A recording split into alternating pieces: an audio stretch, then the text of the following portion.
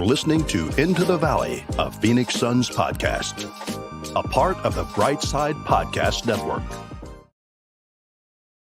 Welcome, everybody, into the Valley. I am Ethan Shutt, joined, as always, by Philip Russell and my man Ryan Shutt.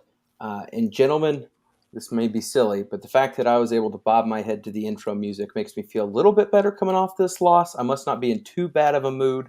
Want to say hello to those joining us live on YouTube. Hello to those listening on all of our many podcast platforms. We're part of the Brightside Podcast Network, and we appreciate you joining us.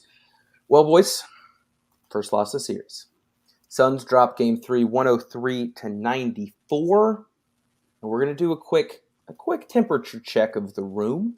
And Philip, I'm gonna pass it over to you first, as we are coming pretty fresh as we do on these very late episodes. How are we feeling coming off of Game 3? Just kind of instant reactions. Doing fine. It's not a huge surprise that the Mavs came back and looked desperate tonight. There's talk on different NBA podcasts that when a team goes down 0-2, they're necessarily going to be the ones who look the most desperate the next game. And that was the case tonight. There was a level of aggression that the Mavericks were playing with that I don't think the Suns matched until well into the second half, kind of in the third quarter when the Suns started to chip away at the lead. Ryan, what about you, my guy? Rocking the lucky jersey that didn't quite bring it home tonight, but I did appreciate the effort. It was destined to lose at some point, and I guess bringing it from the East Coast to Central Time may have messed with some of the luck vibes a little bit. But I think I would feel differently if I felt like the Suns were just like completely outplayed. And I don't really feel like the Mavericks were necessarily like the better team tonight. They were in some ways, but I feel like we shot ourselves in the foot in a lot of ways as well. So all things considered, I'm not feeling awful. Again, we've got a 2-1 lead in Dallas for Game 4 on Sunday. So I'm disappointed that we lost. You never like to drop a game in a series where you feel like you've been the dominant team. But I'm still not feeling too bad tonight after the loss. I do feel like it's a little generous that we got it down to single digits to end the game, because I don't think it was quite a single digit loss if you look at the big picture. But still not feeling too bad. Yeah, I think a 9-point loss. I mean, I think it hovered in that 10 to 13 range for a big chunk. They never blew the doors open. They never got it to that 20 mark or something like that. I think their biggest lead 18. 16. I think it got to 18, yeah. I thought it was 17. I'll have to check that as we talk. But like, it never felt completely out of reach. Yeah, largest lead for Dallas, 18, largest for Phoenix, 6. Even when it was 18, though, there was enough time in those various moments where it didn't feel like they didn't have a chance. And all of us actually got to watch together, which is fun with Ryan back in town. And there were multiple shots where it was like, if this goes in, this game gets a lot closer. I think the quote of the night for me was, if the Suns score a bucket here, there's going to be a lot of tight sphincters in Dallas. Brought to you by Philip Russell. Philip Russell, educator of the youth. Yes. But no, it was real. Like, down the stretch in the fourth, the Suns put enough together to make it a game. And so before we really dive into what we saw on the court, what maybe was different from Game 1 and 2 to Game 3, I want to talk first thoughts. And this isn't as much recapping the whole game. This is just one thing that stood out to you, whether it's a stat, a play, something that is going to stand out to you as you think about what we saw in Dallas in Game 3. And Ryan, I'll let you kick this one off. What kind of sticks with you coming right out of this game? Mine is a comparison, and that's 23-17 against 25-8. And that's the assist to turnovers between Phoenix and Dallas. Phoenix had 23 assists and 17 turnovers tonight. And that is a rough look for a team that normally prides itself on not giving up turnovers, especially when you've got a guy like Chris Paul who prides himself on really never giving the ball over much. And tonight, I think By the time he had 7 points, he had 7 turnovers as well. I think they even mentioned it on the broadcast. Just a rough night of a lot of mishaps and miscues and offensive fouls. But I think that kind of disconnect, I guess, really tells a lot of where the Suns were, especially for the first 2.5 quarters, really. Yeah, and I think you mentioned already, Paul played a big part, unfortunately, in both of those numbers. He had 7 turnovers in the first half. That's his most in any one playoff half in career history. That dude's been playing playoff games for quite some time now. Philip, Since before Lydia was born, at least. that's very true. Philip, what about you? So in the first half, the Mavericks shot, let me find my notes. The Mavericks shot 43% from the field. The Suns shot 42% from the field. So if you look at percentages, you would say pretty evenly matched first half. Here's the problem. The Mavericks had 51 field goal attempts in the first half, and the Suns had 38. That is a problem, and that discrepancy in field goal attempts is usually there for Phoenix because they frequently get out-rebounded. We saw that in the New Orleans series, but a 13 field goal attempt discrepancy in the first half is sizable. It plays into the turnovers that Ryan just mentioned, but you're giving excellent offensive players and like Luka and good offensive players like Jalen Brunson extra opportunities, not just to score on singular possessions, but to get them going. And you're giving guys like Reggie Bullock opportunities off of misses to find themselves taking those step in easy 3-point shots that kind of get them in a rhythm as well. Yeah, and one other number you mentioned, I actually had that written down as well. First half numbers, like you said, 42% from the field for the Suns, 43 from the Mavs. The Suns shot 46% from 3 in the first half to the Mavs 26. So like if you look at those two shooting numbers alone, that leads you to think the first half went a certain way. And then I think you nailed it, 51-38 on shot attempts. What's even crazier is that the rebounding battle went the Suns' way tonight. I think they won the rebounding battle by 9, Plus if 9, I yeah. remember Yeah, my, plus 9, 9. my notes from earlier. 45-36, I think. And typically in this, sure, there's probably caveats here and there. Typically, if you see one team get way more attempts, you're going to see in a closer game a whole lot of offensive rebounds, winning it with second chance opportunities. It was the points off turnovers. Like the Suns gave the Mavericks those extra chances. And the Mavericks capitalized, and that's just something, it was just a hole the Suns didn't seem to be able to get out of. Giving up 22 points off of turnovers. And I think at halftime, the points off turnovers was Dallas 10, Phoenix 0. So not only were they giving them those opportunities, they weren't taking advantage on the other end as well. So just all in all, the numbers back up, I think, what the eyes showed. It is tough when you have a good 3-point shooting night like you do tonight, something we saw isn't always a given after the first series. It's tough to watch that get wasted. Jay Crowder alone put in an incredible effort tonight. We'll talk about him probably a little bit more later. But even if you get rid of Jay's numbers, they shoot 40% from 3. That is still a good shooting night from 3. So it's a bummer to have one of those wasted. But let's go ahead and get into what made tonight different, because basically we saw a very different game than we saw back in Phoenix. And so, Philip, as you're looking at what changes were made, what maybe was different just in terms of the way the teams went about it, I'm going to go ahead and give you a little bit of credit to start so that you don't have to pat yourself on the back. We did see an increase of Frankie Smokes minutes, and I think those were beneficial. You threw that out there as a what can Dallas do to kind of change things up. We saw it happen, so I want to give you some love there. But outside of Frank, what else did we see tonight that led to such a different outcome? So it's related to him. It's the increase in defensive pressure that actually had an impact on the Suns. And I think it impacted the Suns in a couple different ways. First of all, it didn't allow Booker and CP3 to get up shots. If you look at Booker's stat line, especially, Booker only took 13 field goal attempts tonight. He was 6 of 13, which is fine from the field, 4 of 6 from 3, which is really good. But Devin Booker has to get more than 13 shots in a game, in every game in the regular season, every game in the playoffs. Booker's got to get his looks. And I think a lot of credit goes to Dorian Finney-Smith and the Mavericks playing much, much better defensively.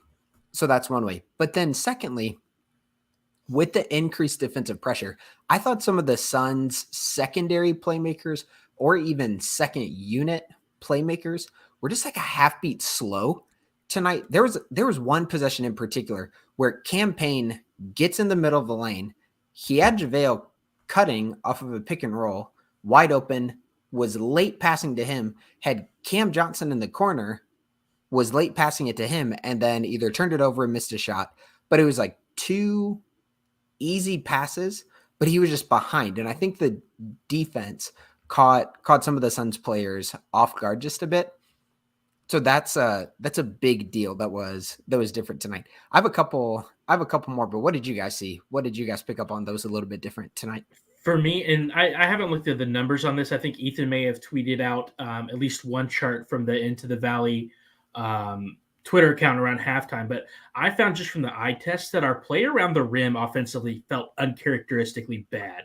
I felt JaVale, DA, Mikhail, all were missing really what we would consider gimmies. And it just wasn't falling tonight. And I feel like that was a big part. If we make even half of those that we missed, I think we're in a better spot. And I see to Philip's point, only 17 bench points from McConaughey Sean there in the chat. That's uncharacteristic. But to me, it was just like I felt around the rim, we were just we weren't clued into that and just weren't making what usually feel automatic. Yeah, so I have NBA.com up and I have the shot chart pulled up. I was about so to go there. in the restricted area, it says the Suns were 11 of 17, which is below league average from there. But then in the paint outside of the restricted area, 5 of 19. And that particular area, that's the spot. That's where Chris Paul gets a lot of credit for that because he'll get a foot on the right elbow, especially. DA, of course, is usually money from right there. DA from that outside of the restricted area, but still in the paint tonight, was just 1 of 4. He was just 1 of 4. So it's not a ton of shots, but the ones that he got, he missed. Yeah, I chalk it up, and this isn't something I can just back up with numbers, but the team just seemed out of rhythm. And when you look at kind of what starts that, I think you then go back to what usually instigates that rhythm and creates that rhythm, and that's Chris. I think Chris being out of it, if you will, not himself, not able to create the flow and kind of set the scene like he usually does. Like he usually dictates tempo. He dictates what's going to work offensively. And then the Suns kind of branch out from that. Like you get something that's working and then you do your variations, you do your splits, you find ways to counter the counter.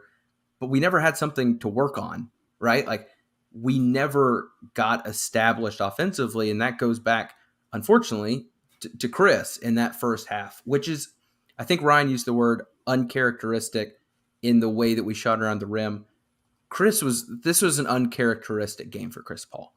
I think anyone that has watched any amount of Chris Paul games, Suns games, whatever, knows this is an outlier.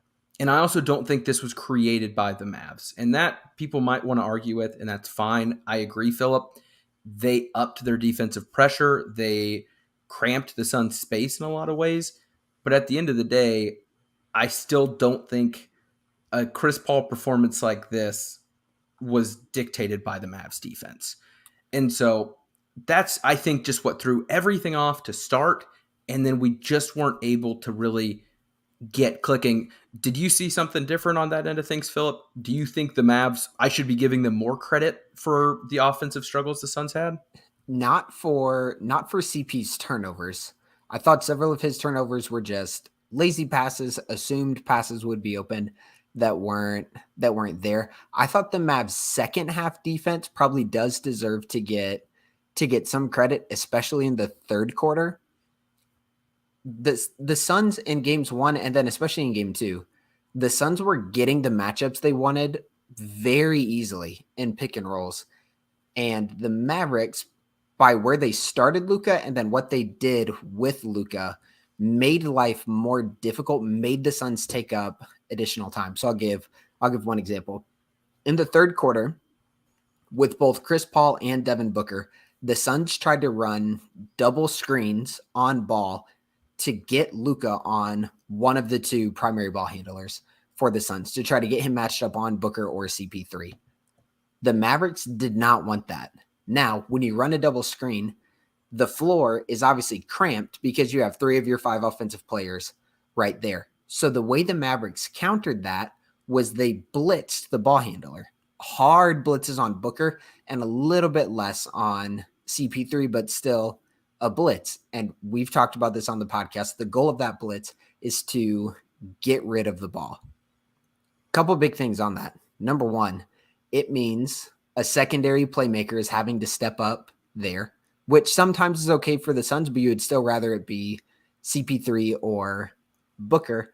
And then Luka's not having to go one-on-one against those two elite offensive juggernauts that the Suns have. So I thought that was really well done from the Mavs. It was a way for them to attack hard on CP3 and Booker without necessarily having Luka be the one who is exerting that additional energy to get the ball out of their hands. Because he didn't look great against them last time, but when Luka's in a drop against Jay Crowder instead of being right up on him, that's less energy that he's having to exert, and he's inviting Jay to either take a dribble pull-up 3, which he made a couple tonight, or a floater, and the Mavericks are going to live with that. Yeah, and Booker also had 5 turnovers. I think it's easy to talk about Paul's 7 because of how odd it was and how in short succession it was, but Booker was having some turnover woes himself. The offense just wasn't clicking. It didn't look 0.5. And if you've not listened to some of the coach talk before, not listened to us, the 0.5 offense, Monty Williams offense, you are making a decision to pass or attack in half a second. That just wasn't there. We saw a lot of late shot clock bailouts. We saw a lot of just looked like confusion. Like it just looked like they were out of sorts. And it just kept repeating. And that's what I think threw me off. I'm surprised by it. Honestly, I'm surprised that they weren't able to figure it out. I think they took advantage of some of the moments that were given to them. Luka had 5 fouls. Like if you look at another game and I tell you that Luka gets his 5th foul with 8 minutes left in the 4th and they have to pull him, you would assume it's barbecue chicken, right? Like the Suns are going to eat. It's the 4th quarter and Luka is out. Yet they continued to get it done. And I thought we saw a similar stretch tonight that we did in game 2 when Luka came out with his 4th, and that was 5-minute mark in the 3rd quarter, where the Suns just weren't able to get it done. They were a +1. So they lost the 3rd quarter by 8. They were a +1 in the non-Luka minutes. That's 5 minutes without Luka. You go +1. And then again, you go back to the 4th quarter, 8 minutes. They get within 10, but that's still a +5, +6 at best. They just weren't able to take advantage like I would expect them to. And that's what concerned me, I guess. It just looked like whatever was working in night 1 and 2, it wasn't happening tonight. Am I overreacting, Philip, as the person who's a little bit more rational watching these games? Or did they just look off? Because they were missing bunnies. There were some that looked like they should go in and were half of an inch off that rimmed out. On the other side, you're getting Brunson have the ball bounce 5 times and go in multiple times. Just one of those nights, right? And then Jay Crowder doing his thing almost makes it even weirder because it's, Jay Crowder. But it just, the Suns just felt off. Is that just a too simple way to kind of put game 3 behind me and move forward? No, and on a night like tonight where Dorian Finney-Smith and the other Mavericks defenders, I thought Klebe even had some good possessions defensively when they're making life so hard on CP3 and Booker, and when CP3 and Booker are making their own lives a bit harder.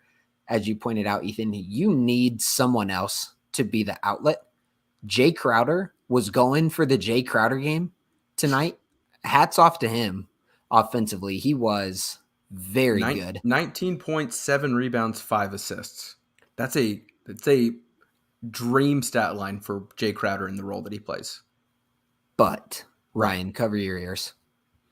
Oh no, it's the Ofer, isn't it? Is it the Ofer? 0 for 4. Yeah. 0 for 4. It's Campaign could.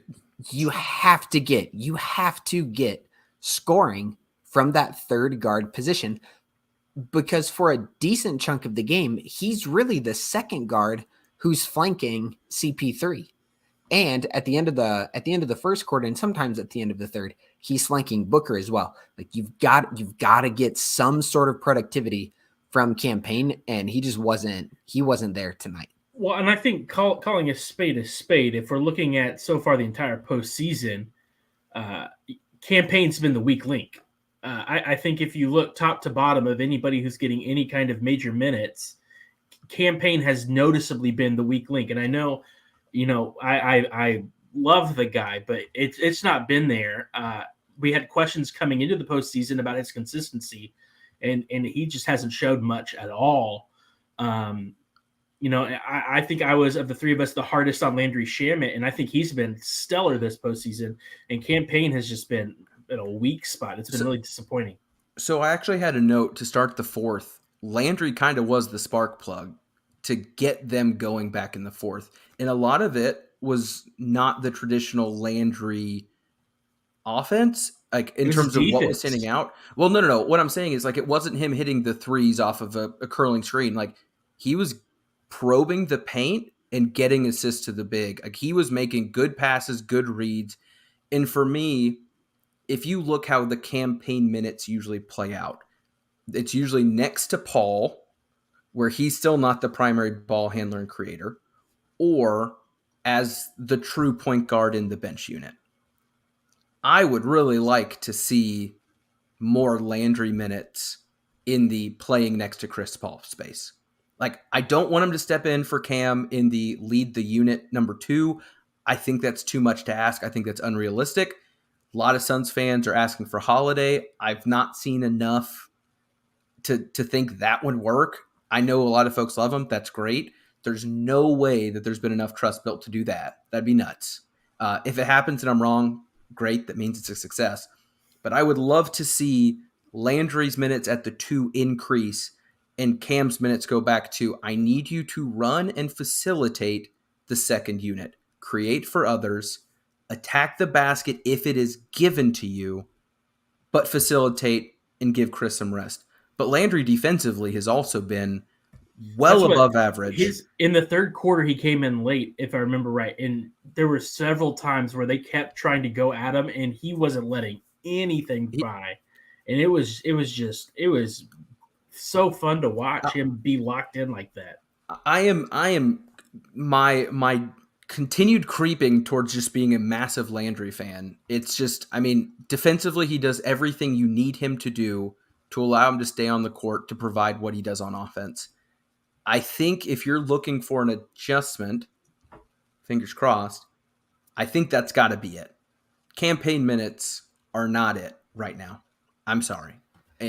And Monty is I'm going to ride or die, not only with my plan, but with my guys. And he seems to be very set on maintaining the same guys, the same rotation. I'm not, and I want to be really clear about this. This is not an overreaction for me to a game 3 loss.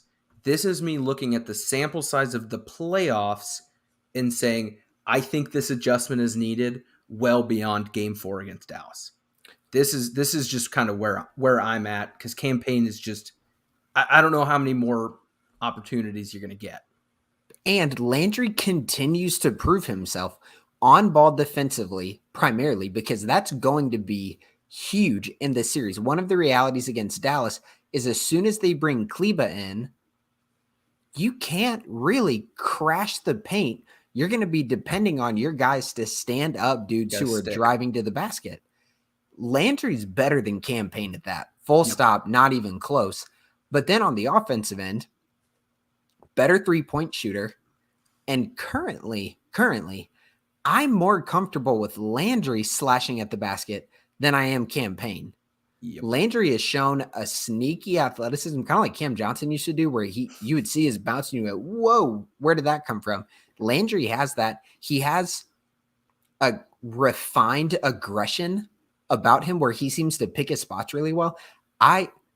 If there was a single personnel change, I would hope Landry's minutes at the very least flip-flops with Cam Payne. Tonight, Cam had about 14 minutes and Landry had 10. Yeah.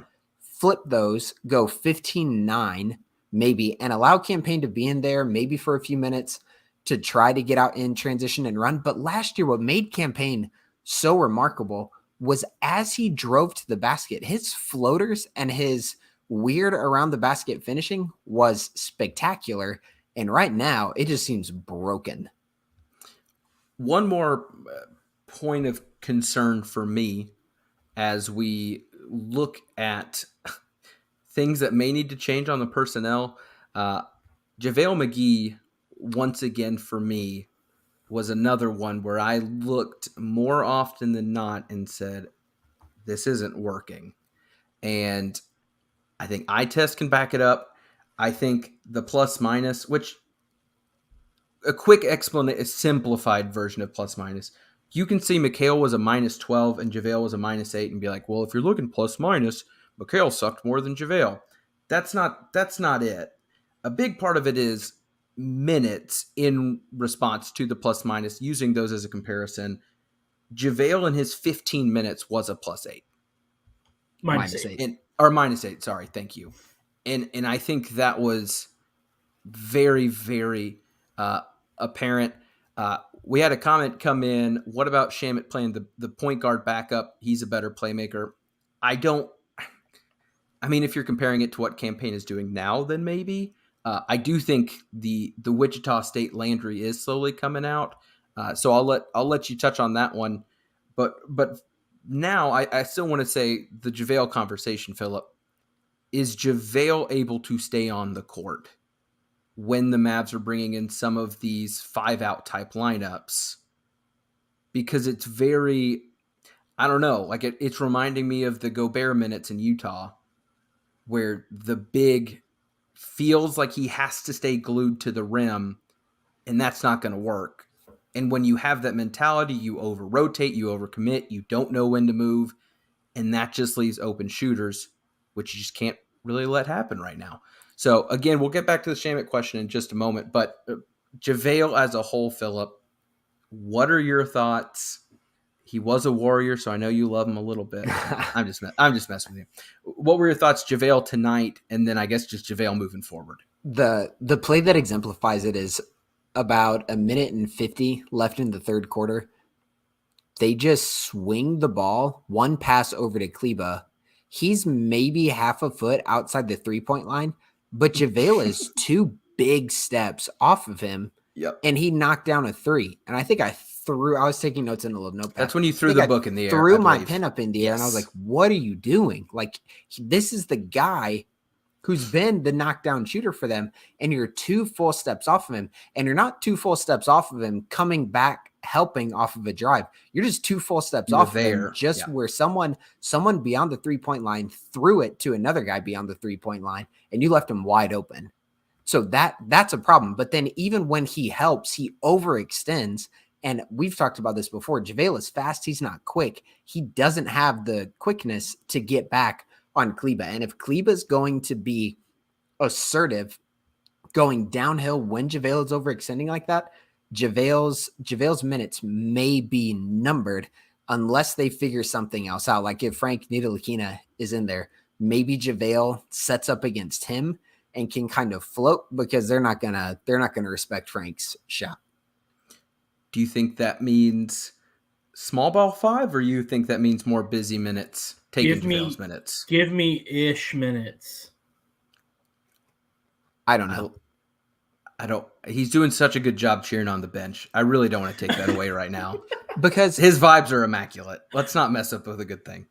Busy is so much better guarding the pick and roll. His lateral, I haven't watched him as closely closing out to shooters, helping and recovering onto guys who are really good shooters, because usually he's guarding a center and his job is to get up to the level of the screen, make the pass hard, and then dart back and recover. Yep. He might be a better option, but if he's clearly a better option, he would already be in the games because JaVale's not giving you that much. That is a very correct statement. JaVale is not giving you that much. Philip, to the question we had coming in right as we ended the backup guard conversation, Shamet backup point guard. I think you already answered it earlier, but yeah, I'm down for it. I'm there, but with the qualification that Cam Payne has been playing alongside Booker or CP3 pretty much the entire time that he's out there. As long as that's the case, yes. Correct. Shamet running point without CP3 and without Booker, absolutely not. Yep. Absolutely not. All right, well, let's go ahead and get to the final question. And that is a question that I'm guessing most of Suns Twitter jumped to immediately following the game. We like to take our time before getting there. And that's where are we at on the panic meter? Where are we clocking in? I'll go ahead and start us off. Let's let the rubric be on a 0 to 10. A 10 being burn the house down, the series over, I don't know what to do with my life. 0 being Suns in 4, even though that is not even possible. So, Ryan, I'm going to go to you first. Where are you at on the panic meter following game 3? I'm at a 3. I'm 3 is even more based on just the disappointment of the loss. But through the first 2 games, I think we were clearly the better team. Tonight, we can point to some very specific things that just weren't going for us, and I think hurt us more than the Mavericks hurt us directly. The Mavericks finally had a more complete team game, but I'm still not that worried moving forward.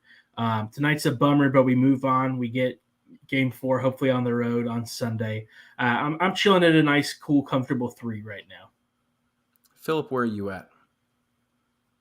Imitation is the greatest form of flattery, right? Go ahead and say it. Because three popped into my mind exactly. And I think it's 3 because even from my limited understanding of basketball, I think there's some pretty obvious adjustments that can be made. I wasn't super impressed with how the Mavericks were getting back on defense. So I think there are little things that the Suns can do, running transition pick and rolls like fast. Like we get up the court and we're running a pick and roll, specifically running an empty corner pick and roll so that the Mavericks can't load up and blitz without someone having a straight line drive or a rim run directly to the basket. I like Booker pick and rolls into CP3 being the secondary playmaker, because once the defense starts rotating, it's pretty chaotic there on the court. And I trust CP3 to make the decision to find Ethan, the tertiary option, to attack himself to take that shot. I like that. And then continue to attack Luka, figure out how to attack Luka as best we can. Yeah. And I think going off of 2 of the things you said, number 1, I also love the idea of letting Paul be that second guy, because a lot of the times he's the one making the tougher decision when things are a little bit cloudier. But unfortunately, we didn't have really. Now, I'm going to pause. We'll get to Jay in a second. We didn't have any of our traditional scoring looks or scoring guys from those looks that we traditionally have. Like, we didn't see the Mikhail cuts for buckets. We didn't see Cam cutting for a bucket. A lot of Jay's scoring was bailouts or, you know what I mean? A lot of stuff that is not within the flow of the offense. You saw a couple times where he'd flare out and just had the space. But again, Luka was giving him that space. I don't think we were earning that space. So I didn't love that. And then again, just going back to the panic of, I think the problems were obvious. And one of your solutions was actually a big one that I was going to bring up. one of the halftime stats that I wrote down was at the fast break points for each team. It was 2-5 at halftime. It was a slow game, and no one tried to pick up the tempo to force the other team into changing what they were doing. And for me, if I'm the Suns, if they're hoping to, the Mavs that is, get into the half-court defense, up the pressure, up the physicality, don't let them get comfortable. Like you said, the empty corner looks, the high pick and roll off the quick transition, like something to get you into the action quicker, prevent them from getting set up, utilize the open space that comes from a transition opportunity and make something of it. Because I don't think the Mavs can run with the Suns. I think the Suns can get out, they can run, they can capitalize. It's not the Pelicans. And that's what gets Luka tired. Some of my favorite comments are us texting that the Suns just scored a transition bucket and Luka just got to the half line. Because that big fella's not going to be running for that. He's pooped. And so, again, I agree. I think I'm at a 3 seems right. 4 seems too high. 2 seems too low. 3 seems to be a good sweet spot for me. And so, again, not that panicked. I think we're all comfortable saying that. That said, there are things that need to change. Quick hits. Look into game 4. Ryan, what's the one thing you're looking for, whether that's an adjustment, whether that's Chris Paul to not turn it over 7 times in the first half? What's your focus getting ready for Sunday afternoon? Protect the ball and finish around the rim. I think if you clean those 2 areas up, a lot of the other things will take care of itself. Yep. It's simple, but incredibly accurate in my book. Philip, what are you thinking? Expect an exceptional Chris Paul game. I don't think you can bank on, if you're the Mavs, I don't think you can bank on another bad CP3 game, really the rest of the series. And CP3 kind of has a little bit of what guys like Klay Thompson have in them. Like Klay had an awful game the other night against the Grizzlies, and I would put so much money on whatever his over is for points tomorrow. They're just guys, especially veterans in the league, who respond so well when they've had a poor game. And I think CP3 is the kind of guy, he's going to take ownership of his poor performance, especially in the first half. And I would expect him to be just on it next game. Looking to game 4, I expect a win. I don't think what we saw tonight happens again. I think Ryan said it early. The Suns shot themselves in the foot a lot, and they did it early. And that's really tough to kind of reestablish a rhythm once that happens. So that said, game 4, a Sunday afternoon game, I believe 2:30 Central Time.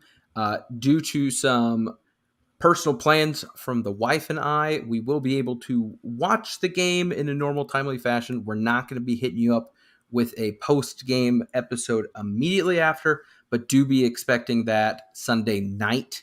Just won't be as quick as typical. So we appreciate your patience on that one. As much fun as it is staying up till the wee hours recording podcasts all the time, I'm looking forward to a little bit of a break Sunday. So I ain't mad there. We've done this enough that I think I know exactly what you're both going to say. But Ryan and Philip, anything you want to add before we close the episode? Ryan? Go Suns. And happy birthday, Chris Paul. It was really nice of him to give the Mavericks such a nice gift for his birthday. Philip? Go Sun. Chris Paul, be better. I'm down with both of those. Well, for Ryan and Philip, I am Ethan Shutt. This is Into the Valley, a Phoenix Suns podcast. We out.